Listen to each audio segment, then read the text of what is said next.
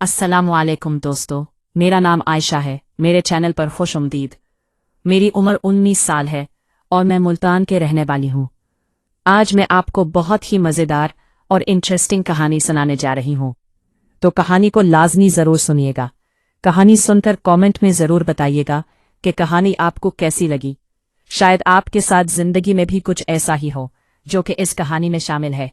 हो तो कमेंट में ज़रूर बताइएगा। तो चले कहानी शुरू करते हैं। मेरा नाम अलीज़ा है और मुझे हमेशा से ही एक ऐसी पर आसाइश और जदीद तर्ज ज़िंदगी का जुनून था जहां मालो दौलत की कोई कमी ना हो और लोग मेरी खूबसूरती और दिलकश शख्सियत की तारीफ़ें करते न थके, क्योंकि कुदरत ने मुझे बिना किसी मेहनत और डाइटिंग के एक मॉडल जैसा परकशिश सरापा बख्शा था, जिसे देखकर हर कोई यही कहता था कि मुझे किसी फिल्म इंडस्ट्री या फैशन की दुनिया का हिस्सा होना चाहिए था। और मैं उन तारीफों पर फूले नहीं समाती थी। फिर मेरी जिंदगी में हारिस नामी एक इंतहाई अमीर और खूबरू ताजिर आया, जिससे मेरी शादी हो गई और यूं मुझे दुनिया की हर मादी खुशी मिल गई, जहां रोज नई बिजनेस पार्टियां, महंगी गाड़ियां और नामवर लोगों के साथ उठना बैठना मेरा मामूल बन गया और मैं खुद को दुनिया की खुशकिस्मत तरीन औरत समझने लगी। लेकिन मैं इस बात से बिल्कुल अनजान थी कि इस ज़ाहिरी चमक दमक के पीछे एक ऐसा होलनाक अंधेरा छुपा हुआ है जो मेरी रूह तक को झलसा कर रख देगा।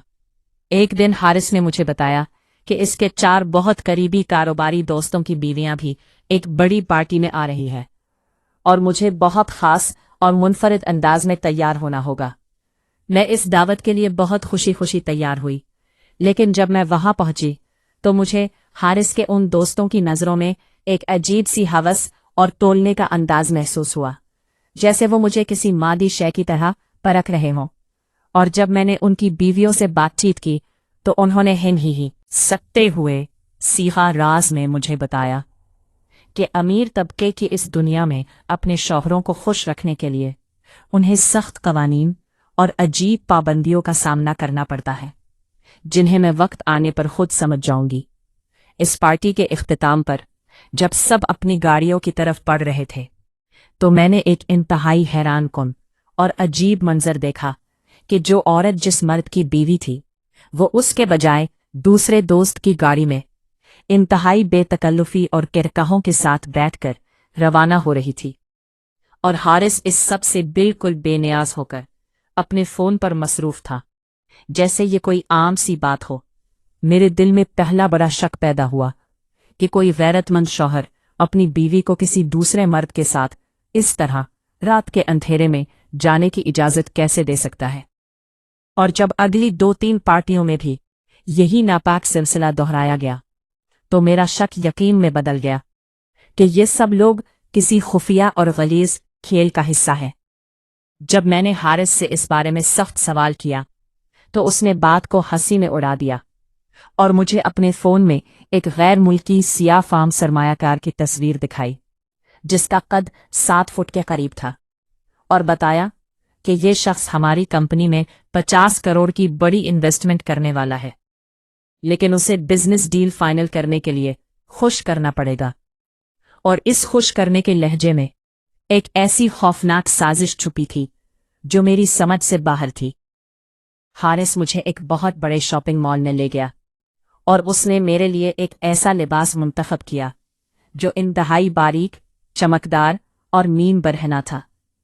जिस पर मेरे एतराज़ करने के बावजूद हारिस ने गुस्से से कहा कि जब तुम्हारा शौहर तुम्हें ये पहनने का कह रहा है तो तुम्हें कोई एतराज़ नहीं होना चाहिए।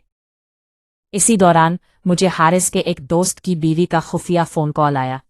जिसने इंतहाई खौफजदा आवाज़ में मुझे खबरदार किया कि चाहे कुछ भी हो जाए मैं इस 15 तारीख वाली मखसूस पार्टी में शिरकत ना करूं, क्योंकि वहां मेरे खिलाफ एक बड़ी साजिश तैयार हो चुकी है। मगर मैंने इसकी बात को इस वक्त हसद पर महमूल किया और नज़रअंदाज कर दिया। लेकिन पार्टी से ठीक एक दिन पहले हारिस इंतहाई परेशान हालत में कमरे में चक्कर काट रहा था और उसने घुटनों के बल बैठकर मुझसे कहा कि वो अपने एक दोस्त का करोड़ों का कर्जदार हो चुका है और उस दोस्त ने शर्त रखी है कि अगर मैं एक रात उसके साथ गुजार लूं तो वो सारा कर्ज माफ कर देगा। یہ سن کر میرے پیروں تلے سے زمین نکل گئی، اور جب میں نے حارث کی اس بے غیرتی پر احتجاج کیا تو اس نے انکشاف کیا کہ ان کے اس امیر طبقے میں بیویاں بدلنے اور دوسروں کے بستروں کی زینت بننے کا یہ غلیظ کلچر بہت پرانا اور معمول کی بات ہے، اور ان سب کی بیویاں حارث کے ساتھ بھی وقت گزار چکی ہیں۔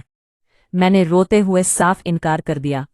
لیکن حارث نے مجھے دھمکی دی کہ اگر میں نے اس کی بات نہ مانی تو وہ مجھے طلاق دے کر سڑک پر لا کھڑا کرے گا،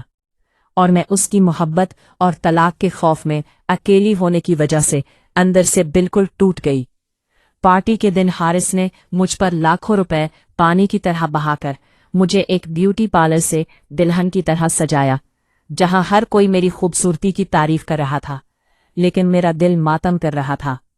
جب ہم پارٹی میں پہنچے تو حارث کے اس دوست نے مسکرا کر میرا استقبال کیا، اور حارث نے خود مجھے اوپر موجود ایک مخصوص کمرے کی طرف بھیج دیا، اور جیسے ہی میں اس کمرے میں داخل ہوئی تو حارث نے باہر سے دروازے کو تالا لگا دیا۔ کمرے کے اندر کا منظر دیکھ کر میرے ہوش اڑ گئے، کیونکہ وہاں وہ دوست نہیں تھا بلکہ وہی خوفناک اور دیو ہیکل سیاہ فام سرمایہ کار موجود تھا جس کی تصویر حارث نے مجھے دکھائی تھی۔ میں خوف سے چیختی ہوئی دروازے کی طرف بھاگی اور اسے زور زور سے کھٹکھٹایا، لیکن باہر کھڑے حارث نے دروازہ نہیں کھولا، اور اس سیاہ فام کی وحشیانہ نظروں اور خوف کے مہیب سائے میں مجھ پر غشی طاری ہو گئی۔ جب میری آنکھ کھلی تو میں ہسپتال کے ایک سرد بستر پر تھی،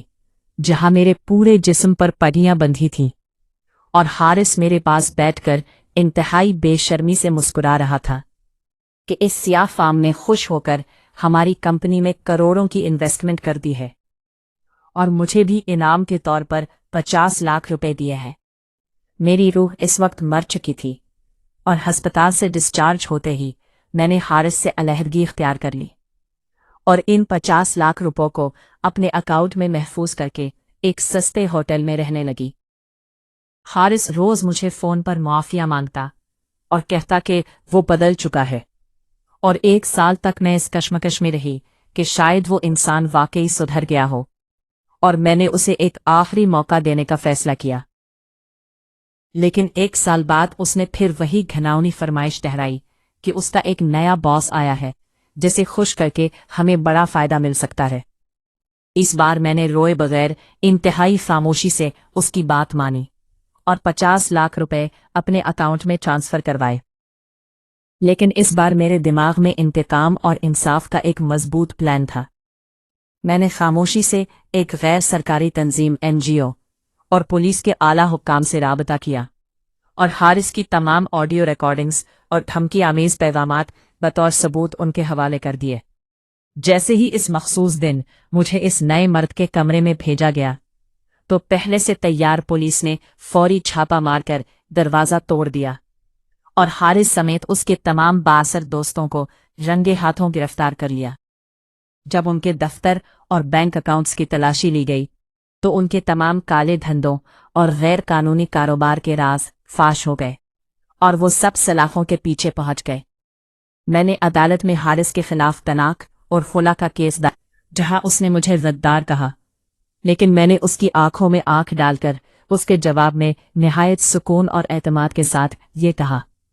کہ میں نے اس کے ساتھ جو کیا وہ انصاف کے تقاضوں کے مطابق تھا۔ ڈال کر کہا کہ جس شوہر نے اپنی بیوی کی دلالی کی ہو اس کا یہی انجام ہونا چاہیے۔ عدالت نے فیصلہ میرے حق میں دیا،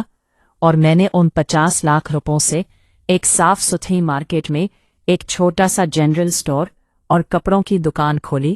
جس کا نام میں نے عصمت نسوان رکھا، اور یہ قانون بنایا کہ اس دکان میں صرف خواتین آئیں گی، اور کام کرنے کے لیے بھی 2 ضرورت مند عورتوں کو ملازمت پر رکھ لیا۔ وہاں بچوں کے کھلونا سیکشن اور خواتین کے ضرورت کے سامان کی وجہ سے وہ اسٹور پورے شہر میں مشہور ہو گیا، کیونکہ وہاں کسی مرد کی گندی نظر کا کوئی خوف نہیں تھا۔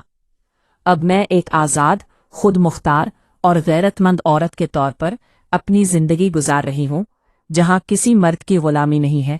اور جب بھی میں شیشے میں خود کو دیکھتی ہوں تو مجھے اپنے اس فیصلے پر فخر ہوتا ہے، کیونکہ ایک عورت کے لیے اس کی عزت اور خودداری سب سے پہلے ہے